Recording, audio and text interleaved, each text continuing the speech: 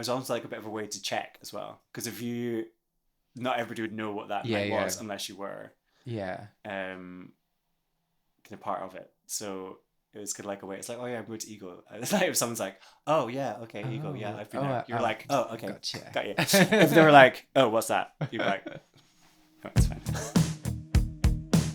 I am Kay Anderson, and you are listening to Lost Spaces, a podcast that mourns the death of queer nightlife. Every episode, I talk to a different person about a venue from their past, the memories they created there, and the people that they used to know. Unashamedly pop with a strong message, Venn Smyth writes songs that dance around subjects and stories important to him, such as identity, queerness, community, and finding your own voice. We caught up to discuss Vibe at Ego, a Tuesday night queer student night in Edinburgh that he went to in the mid-noughties when he was studying at university.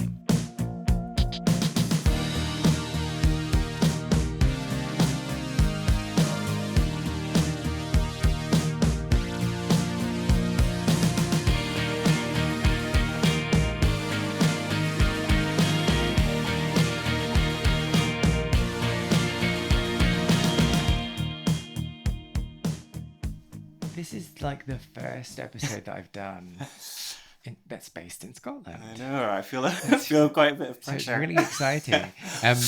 And so I think it might be useful, first of all, to differentiate between England and Scotland, because they're really close to each other, but they're very, very different in terms of personality and outlook. So why don't we start with the five key differences? Wow. Not to put you on the spot. Yeah. Well, I guess I'm very aware of being Scottish. I was aware of being Scottish when I grew up as well, as an identity that was different from the rest of the UK. Uh-huh. Whereas I think in England, people wouldn't necessarily describe themselves as English, but maybe they describe themselves as like a Northerner, or from Liverpool, or a Londoner, whatever it may be. Where Scotland has a very strong identity as a whole. So that kind of says quite a lot in itself, I guess, a little bit. Oh, what else is different? Yeah, I get there's loads of like strong kind of traditions with it as well that kind of come as part of that,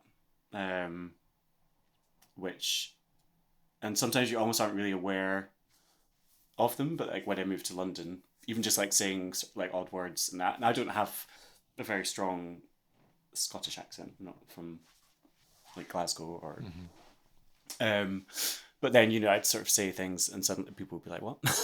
What you're saying, and like I didn't really kind of notice. Yeah, not necessarily understanding what I'm saying, but just saying like words or phrases. Oh, like, I see. Or I don't know, talking about things that you wouldn't do down here. I'm intrigued. What do you? That makes it sound much more exciting than it actually is. So, but in terms of outlook between English and Scottish people, would you say that there are any kind of defining characteristics? Just a bit of like romanticism in Scotland, and like everyone loves the moody.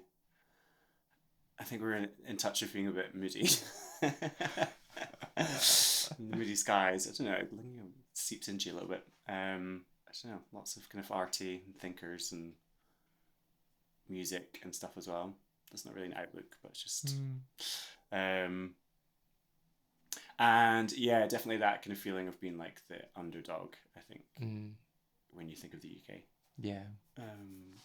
Which kind of like, in some ways kind of like brings you together like a little bit, I guess. Yeah. In those big because you have moments. a common enemy. Yeah, exactly. Yeah. Like we're always terrible at football, but you'd support it and and rugby and everything else.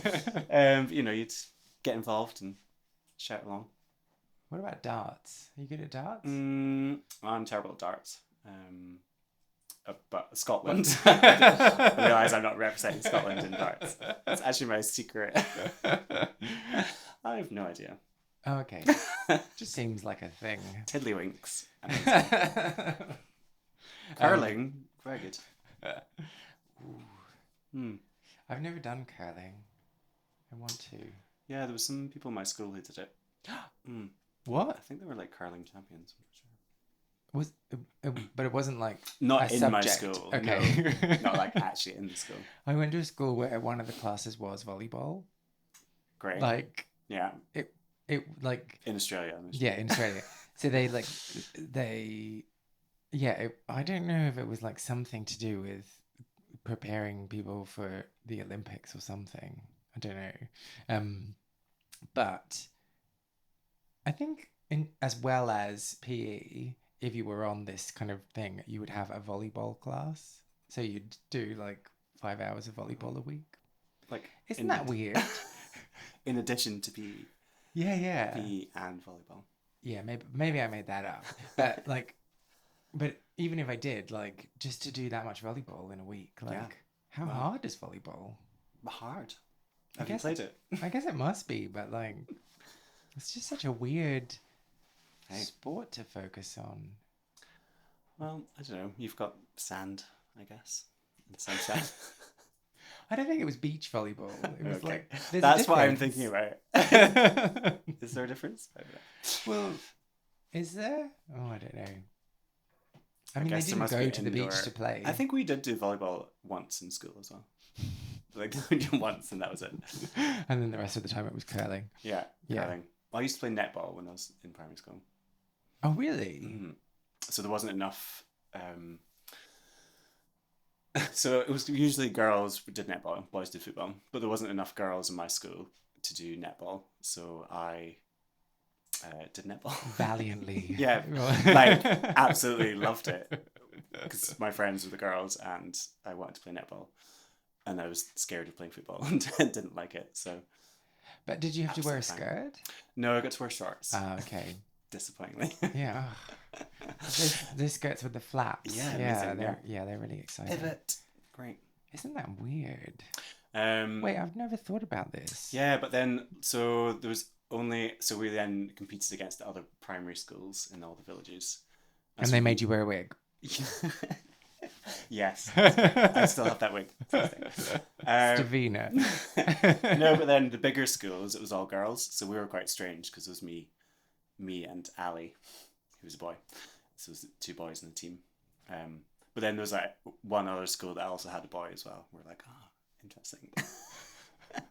But so did you ever get weird looks from parents? Yeah, I think sometimes. But I think it was kind of fine in our village. Our village was quite small, so it was kind of like, it was just accepted. But then when you went elsewhere, people were like, oh, that's weird. Or also my family as well. I think I remember like aunts and uncles being like, oh yeah, so you're in the football team. He's like, oh no, I play netball. They're like, what? Sort of like, that shouldn't be happening. Why are you letting your child play netball? Oh. That's very good though. I never got to be goal attack though. That was the best position. Goal attack. Yeah. So what is that when you're blocking other? So you get to shoot. Oh, you get to shoot. And you get to kind of run like most of the court. So it's split into 3 sections. So you get the middle section and then like the 2 end sections, I think, if I remember this correctly.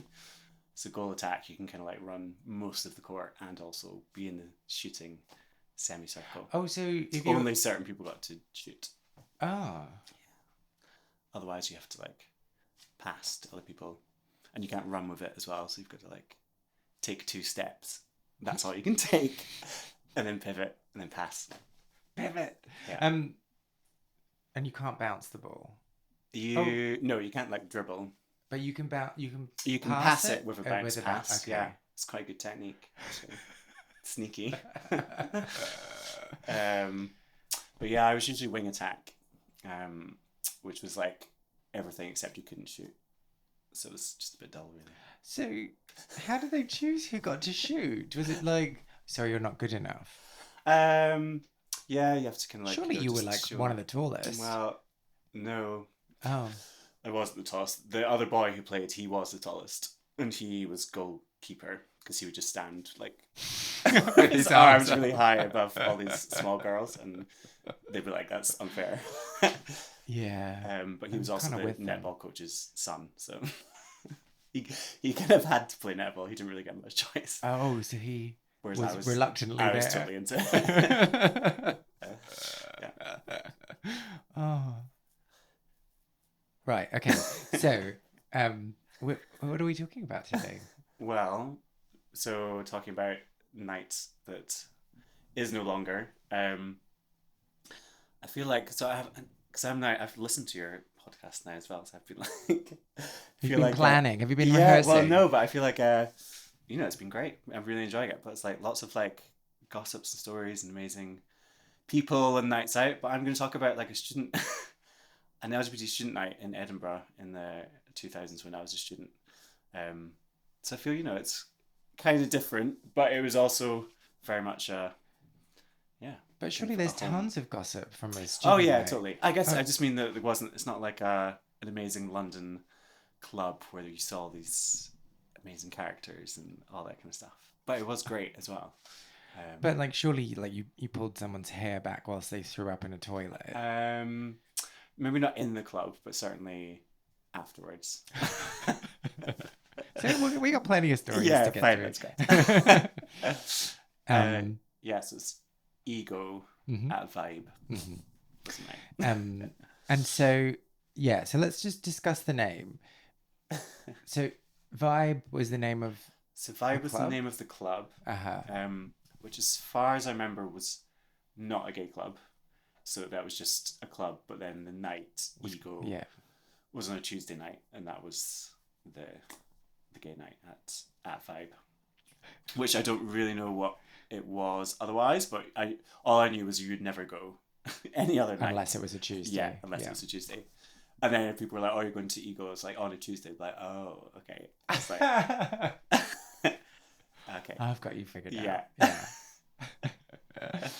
And so being on a Tuesday, it was only students. Well, yeah. So it was a student night, but also, the scene. There's a scene in Edinburgh, but it's not huge. So it was a great mix of students. I was a student at that time, but then also there'd be lots of people who were definitely not students as well, and it was just like it was a good mixture of everybody of all ages, all genders, all kind of coming together for a Tuesday night dance till 3 a.m. I guess predominantly students, but I don't. I remember it being like really mixed as well, and there's lots of ages. Okay. Yeah. And so were there well-known predatory older people there? There was definitely some older people at the bar, I remember, who were kind of like the same faces every week. For sure. A man who drank lots of red wine, I remember. He was always bopping around. I sort of had kind of often red wine stains over his shirt. But then lots of people who just, it was a night that people would go to even if they weren't a student, and they were just, if they were queer and living in Edinburgh and wanted a night out during the week, that was the only option. Otherwise, in terms of a dancing night out, otherwise you could go to the bars. But CC Blooms, which is still going strong. Have you been to CC's? I have, but like a long time ago. But I mean, it's named after Bette Midler's character in Beaches, so it will always be iconic and forever in my heart. Yeah, forever going. So I mean, that was around, and is still around. I can't remember if that was open like until 3 during the week as well. At that point, I'm pretty sure it is now. Like I think you can just go for a night out. But they didn't always have the dance floor. Yeah. But in terms of kind of like a night out for proper having a dance on a Tuesday, that was where you would go. Whether student or not, I think. But generally the scene in Edinburgh was just weekend stuff. So you had the Pink Triangle. I have the Pink Triangles, which is where all the bars were. So you've got CC's. And then Havana, which is still there, I think, next door to it, which is a bar. and then Planet Out, which I think is maybe now just called Planet, which was just down there. So they were all like beside the Playhouse Theatre, and then across like the roundabout to make this triangle. Then you had Vibe at Ego, which was sort of in the middle, and then the street, which is still there as well, which now has a late license, I think. So. And the street is a bar, not a street. Street is a bar. Yeah, okay. Called the street. Yeah. On the corner at the top of Broughton Street. Okay. So that was like, yeah, that was the gay. So not many options. Not many options. There was sometimes that other nights kind of popped up here and there. Yeah, at different venues, like not in that area. In terms of the regular kind of bars, that was it. There was a couple of other bars that weren't in that area that are still there as well. So the Regent, it's like a really nice real ale pub up by Carlton Hill, which is also an area to go and meet people if you fancy at night time. And then so it's convenient. And then there was one called the Newtown Bar, which was more like a cruisy place that had a disco space downstairs. And you're doing air quotes for disco. Yeah. Do you mean something else? It was a dark disco. A dark disco? It's a dark room downstairs. So... But you could also dance as well. So just thrust to the beat. Yeah, yeah. That no longer exists anymore. Okay. So dancing on a Tuesday at Ego. Yeah. What kind of music would you expect to hear? So when I was there, this was so very much my student time. So it's like 2006 to 2008.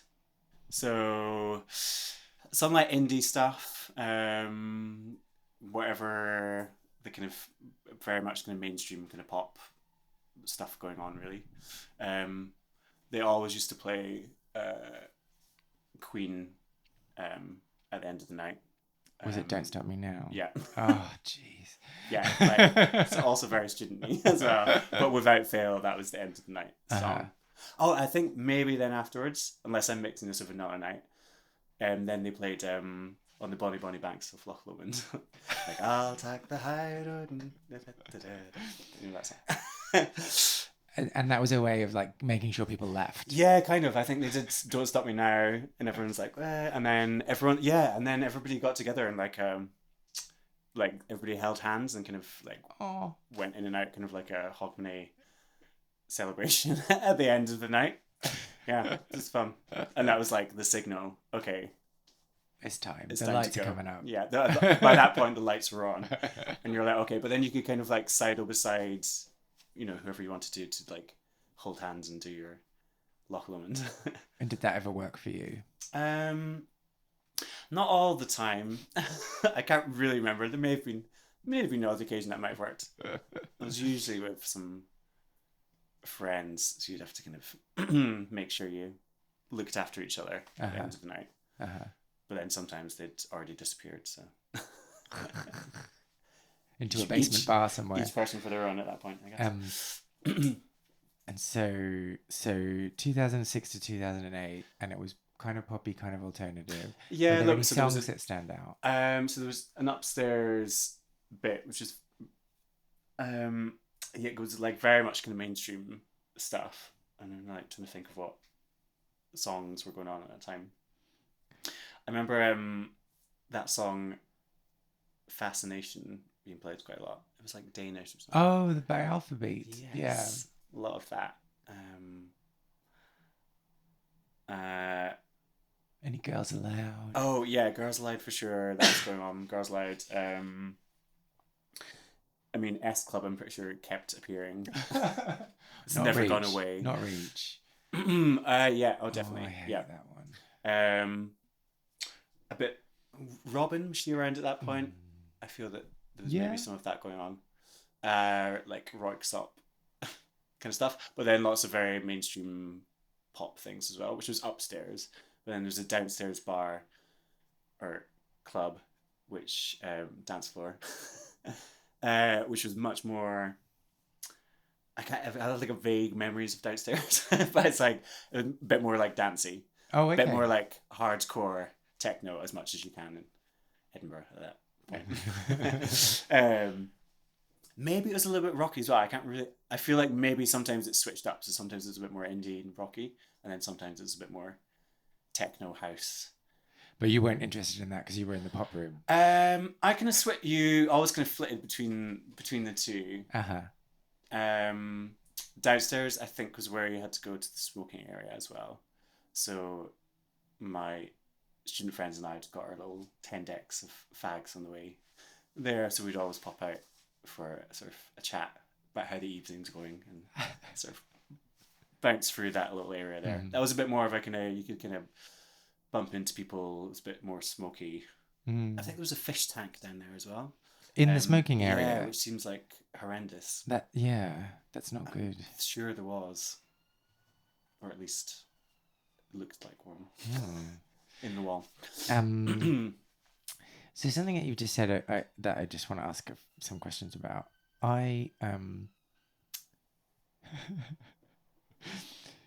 There's no way of me really saying this without sounding like a loser, but I never had like a group of friends. So I would only ever go out on my own or with one other person. And so I've never gone, like, really very often gone out with a big group of people. Yeah.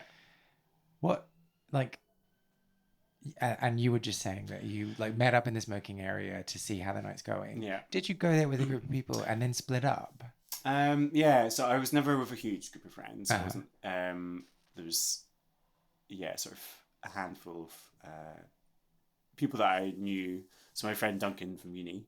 So we studied together.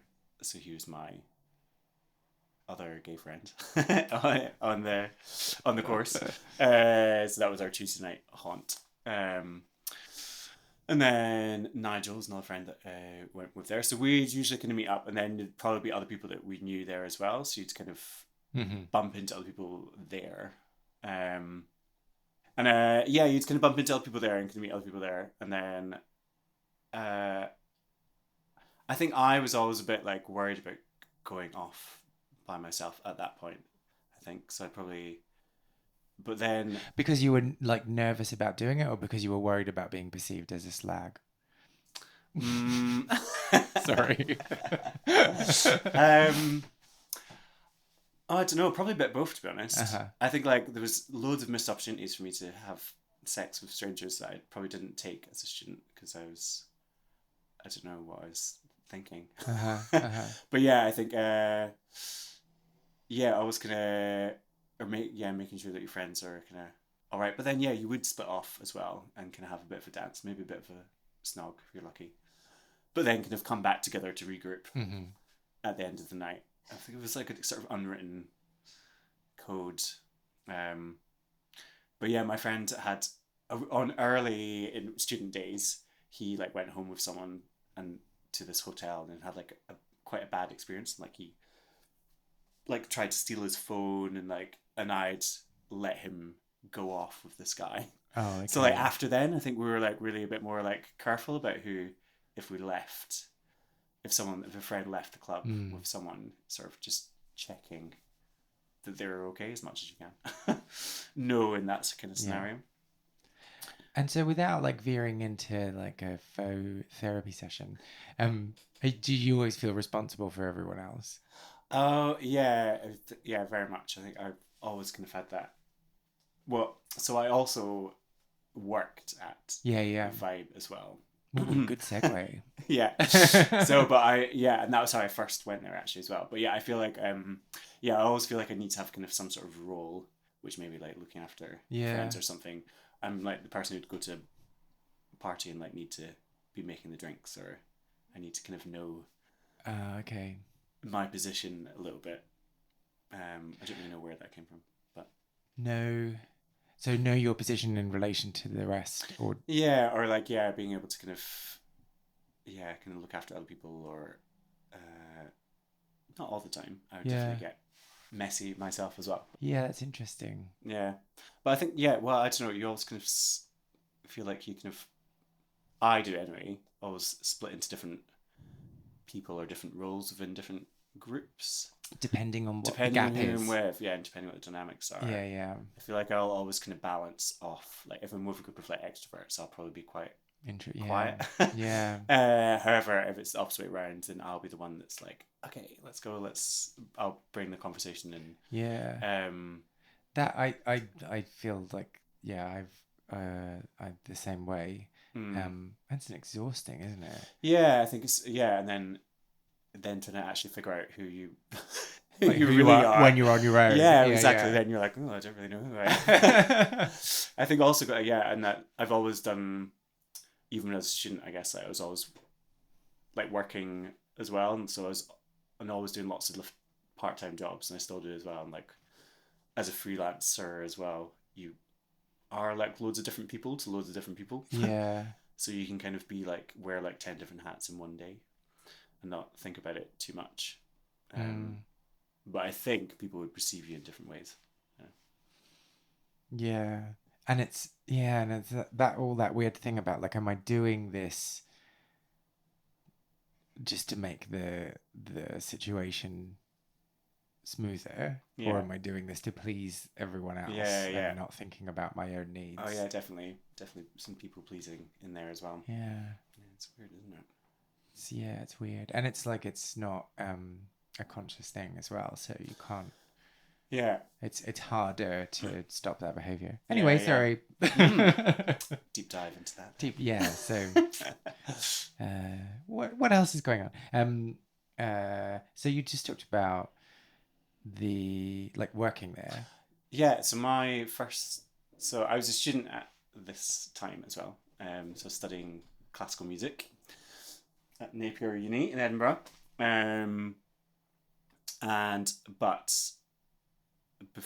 Before I moved to Edinburgh, I'd taken a year out, and I didn't go traveling. I instead moved to Glasgow and worked in a coffee shop and tried to do gigs and make it big, which didn't really happen. But I had a good time. But you only gave yourself a year. Yeah, just a year. I'm still not enough time.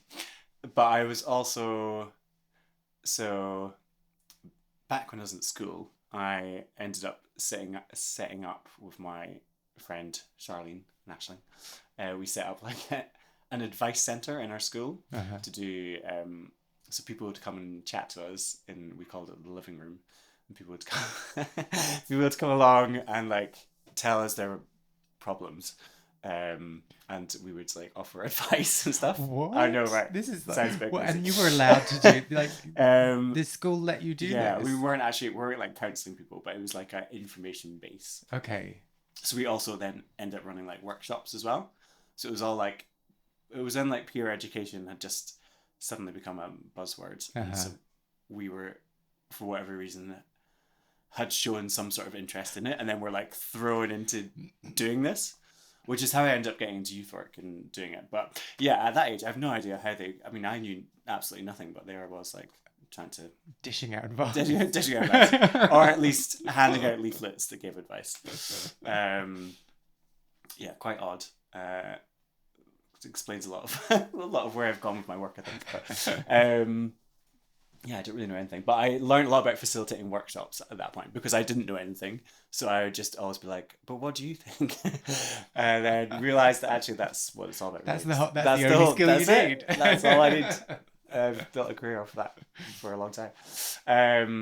So when I moved to Glasgow, I ended up working for a charity called LGBT Youth Scotland, who are still around. Great charity, kind of does what it says in the tin. So it's like a youth charity for LGBT young people in Scotland. So I was doing some like music and drama workshops then, I think. And then ended up, when I moved to Edinburgh to study, I used to work in the Glasgow branch of it, and I got transferred to the Edinburgh branch of it all. And one of the jobs that I was given and things they did then was outreach. So they'd go out, they'd do schools workshops, which were great, which I absolutely loved. And we'd go into schools and chat about LGBT issues. But then they also did sexual health outreach as well. So the job that I had at Vibrant Ego was to stand and hand out condoms. And lube. And lube, okay, yeah. Good. Condoms and femidoms, badges as well. Pens. Yeah, so how does a femidom work?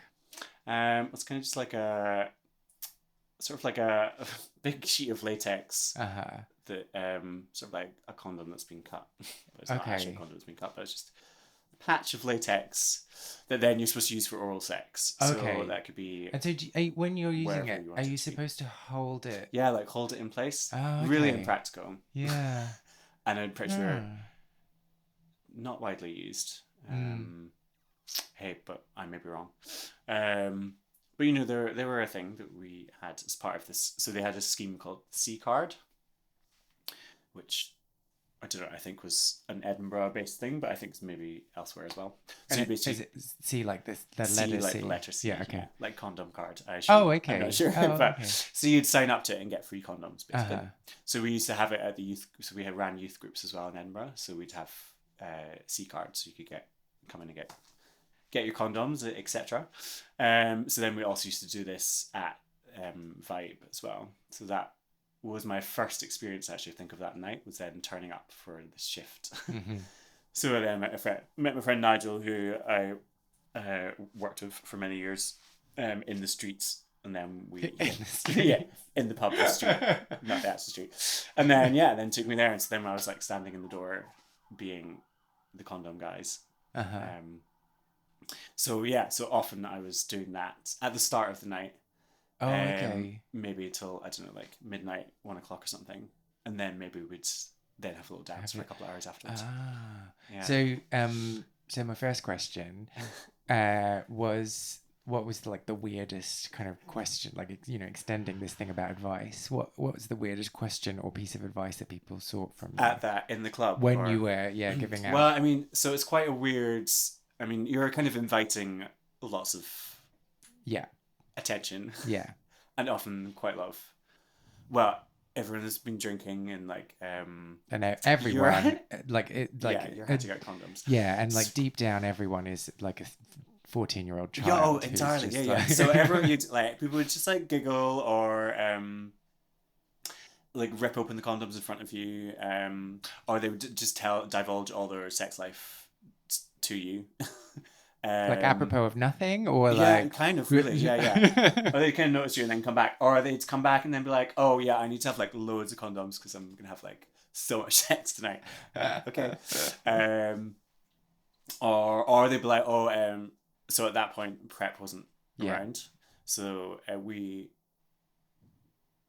can't really remember but I think we had to give out condoms, so we couldn't just give out lube. I see. That might be wrong, but I sort of have read, or at least we had to have a bit of a discussion around it as well. Yeah. But quite often people would be like, "Oh no, I don't use condoms," and they just come and try and grab all the lube, and then you'd be like, "Okay, well, let's have a chat." Like, well, it's like, let's have a chat about your sexual health. I really want to talk about your sexual health. So weird. And then you're also trying to like advertise like the youth group as well, because the youth group went up to the age of 25, so it was like 18 to 25 group as well. So really interesting. People would come on to you like. Well, yeah, and that's what I was going to like. That was my follow-up question. So like I was assuming people would come on to you like when you were off shift, but was it when you were on shift as well? During shift as well. Yeah, people would kind of just. Like, can you show me how to use this? Yeah. Oh yeah. Show me how to use. Which size do you? Which size do you use? What do you like to do? I remember lots of girls as well, kind of trying it on quite a lot. So yeah. Oh. Which The power of a condom dispenser. Yeah, I don't know. You know, it was magical time. Did anyone complain about the quality of the lube and condoms? Oh yeah, definitely. Yeah. So it was like the little sachets of lube, like it's like the free stuff. That sticky, horrible stuff. Oh. It's not like the quality. Yeah. But hey, it's free, and we're promoting good sexual health. I know. But yeah, really, I mean, really great. But yeah, so you'd kind of stand for quite a few hours in the entrance and like just have lots of conversations about sex. Lewd. But and also people would kind of like sometimes just come and chat to you as well. And like it's like that sort of thing about almost like it gave people permission to kind of open up to you a little bit. And so you'd have loads of like really interesting conversations. People tell you the whole life stories, and just because you're that guy that's standing with the condoms, I don't know, it's already quite odd, so it's like, oh well, may as well have a chat to you. And people who were like there by themselves as well, I remember would come up, and we'd often get the same faces would come back, and like sort of like the regulars would be like, okay, oh, it's your turn to chat to him this week. Like, is this the guy with the wine on him? Oh, yeah, I don't think he ever came for condoms. He was afterwards at the bar. Like, hey. And so we did that in a few. That was the main one we did, but then we did a couple of other bars as well. And there was another night that kind of opened called GHQ, Gay Headquarters. No longer exists, but that was next door. So then we used to do it there as well. And then once we're done, then have a little dance with a bag full of condoms. Or sometimes half a bag full of condoms if it'd been a good night, you know. You measure the success of the night by having. We used to give them out in so we used to do it out like on the streets as well. So to where like young people might be hanging out, obviously of age young people, so 16 plus. Like in like skate parks and hanging out and McDonald's. We never went into McDonald's, but that kind of vibe. But I remember once I was on a date with this guy walking through Edinburgh, and then these like teenagers were like, "Oh, Johnny Man!" Like, man. And so they ran up to, because they knew me as the guy and they were like, "Oh, have you got any condoms on you?" And I was like, "No." So this guy that I was on a date with was like, "What? Why have these teenagers come and ask you, why do you hand out condoms to teenagers?" And that was, we never saw each other after that, I think. Aww. Yeah. But you know, hey. Okay. So if we're back in ego, so your whole student life, so it's like two kind of years. 2 years. Were you working the whole time? Yeah, I was always working as a youth worker and outreach worker when I was a student. So I used to run the youth groups as well. So yeah, that was my way to kind of have money as I was a student, but also, yeah, I mean, I guess it was quite interesting. It was all very kind of random that I fell into it, but that was my work instead of having to work in a bar or whatever else other students were doing, working in shops, and I don't know. I was doing that, which was really lucky, I think, and it's how I ended up kind of going into youth work and working in the charity sector and all that kind of stuff. But and it meant you didn't have to pay for entry. And it meant I didn't have to pay for entry, and we'd always stare and have a nice little dance afterwards. Sometimes we'd go, I don't know, I'm working, I think we did it like once a month maybe. So then no doubt we were there. Also, okay. It's also a very small place though. So like, as you know, Edinburgh is quite a small city. So you would know everybody within that club quite easily. So then people would kind of recognise you as the man that gave out condoms. The man I told all my sexual history to. Yeah. Right. So yeah, quite an odd role, but quite an interesting role as well. But yeah, I was just a student then as well. So like, again, it was like, didn't really know what I knew more than anything else. But I think I'm always very good at able just to, ask questions back and make listen. People feel placated. Yeah. Was there anything actually scary that people asked you? Was it all fairly innocent? Yeah. I can't think of like specifics off the top of my head, but yeah, for sure. There was like definitely times when people would say things that we'd have to like follow up with a little bit, and there was like a system to have to report things if anyone could have mentioned anything. But no one like showed you their genital warts or anything? No. That's a shame. I don't know. Did anyone? I think they might have told me about them and asked me about sexual health stuff. And I'd be like, "Oh, I'm not a sexual health nurse. I'd literally just give out condoms. I'm not qualified to look at anything." But here's a condom. Use it next time. I know. But don't have sex with anyone because you're highly infectious. Yeah. Go and see your doctor. Oh, okay. Okay, so back to the club. What is the layout? We've already talked about the downstairs and an upstairs. When you walk through the front door, what happens? Yeah, so it's kind of very Edinburgh, like it's grand kind of entrance up some steps, and there's a big door where I think the bouncer kind of stood, and then there was like a corridor which I think was red, I'm pretty sure, and that's where we used to stand and hand out condoms. But it was also like quite fancy. I kind of like fancy. I mean, this might be slightly rose tinted, but I felt it was quite a fancy entrance. I always felt like you were able to kind of make an entrance and sort of swan in a little bit, and there might be people kind of hanging around at the top of the stairs, and also just kind of a bit before you came into the bar. So I feel like you could kind of waltz in slightly and like strut. Make a bit of an entrance. I think maybe there's a coat check there somewhere beside me handing out condoms. I'm not sure, like somewhere around that area. And then in the upstairs bit was the main bit, so there was just like a big bar on the right, and then it's just like a big kind of a nice room, but it's like a really big room. And then the DJ was at the back on like a raised stage, and they also had like a catwalk, which was just tables all shoved together, but or like I don't know if there were tables, but like in a big stage type thing. I'm getting all I'm getting all health and safety, like, oh my god, people are gonna fall. But yeah, I mean, didn't feel like that well put together, to be honest. But yeah, so there was a kind of stage with then like a catwalk bit that jutted out into the middle of the room, which people would all then at some points get up, and then everyone would at some point probably do a bit of a catwalk down the middle, and like just kind of happened naturally.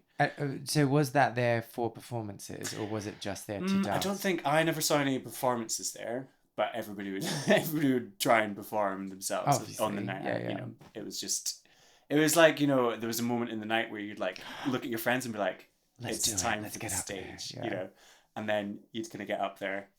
I feel like that's where you'd always kiss someone on the stage as well. I don't know why. Maybe that was just me.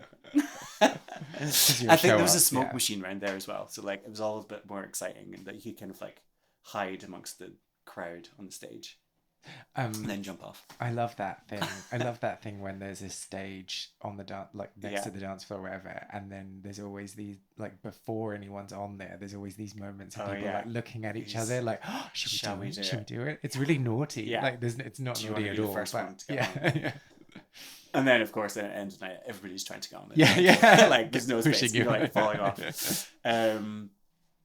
Yeah, and then there's two. So DJ was kind of up at the back. DJ James Longworth was his name. And he had like two big speakers. So as I've since my brother is 2 years older than me, and he used to go to Ego before I was a student. And he had this whole like life there, which I did not witness, because when I was a student, we kind of missed. I think he'd left Edinburgh at that point. But yeah, he used to go there all the time, and he used to know the DJ. And he used to dance on top of the speakers, which he's like, I never saw that happen, but yeah. So your brother is queer. My brother's gay as well. So does that mean? So what does that mean? Sorry, I know what that means, but like in terms of your social life in Edinburgh, like you've already discussed it being quite a small city. Yeah. Everyone knows everyone. Well, we never really overlapped, I think, luckily. Probably. We didn't go to the same university, so he went to one that was slightly outside of the city. Yeah. But when he was in his first year, which I think is when the speaker dancing happened, I was still at school. Counselling people. Yeah, counselling people in school. And then his second year, that was when I was living in Glasgow, and then his third year, when I became a student, he had then, because he did French and German, so he had to go and study abroad for a year. So that year, then he was abroad. Yeah. So that was when I came into Edinburgh, like fresh faced, the new gay brother in town. But so how? Yeah, the new. It's the new gay.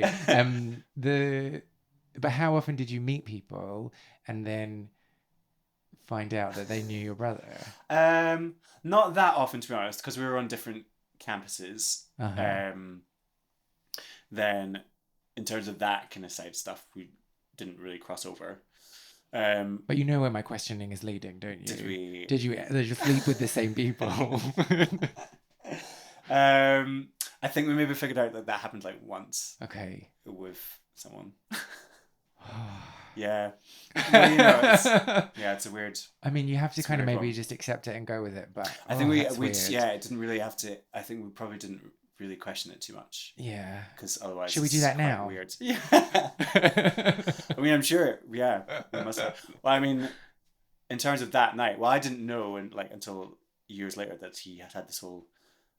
He knew the DJ was this whole speaker dancing dancer. on speaker. I was like, what? Okay.